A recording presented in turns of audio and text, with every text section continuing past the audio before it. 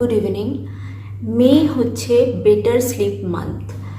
আমরা সবসময় অন্যান্য কাজের জন্য ঘুমের সময় থেকে টাইমটা কেটে বাদ দিই এবং মনে হয় যে সেটা না হলেও একটু কম হলেও কিছু হবে না, আমরা ম্যানেজ করে নেবো ঠিক। কিন্তু আমি নিজের ক্ষেত্রে এটা প্রয়োগ করে দেখেছি। Recently I have been struggling with my schedule and everything. তো আমি একটু একটু করে, একদিনে হয়নি, একটু একটু করে আমার ঘুমের সময়টাকে বাড়িয়ে সেটাকে ঠিক রেগুলার একটা টাইম মেনটেন করে সেইটা করার চেষ্টা করেছি এবং দেখেছি ঘুমটা ঠিক হলে সব কিছু কিন্তু ঠিক থাকে।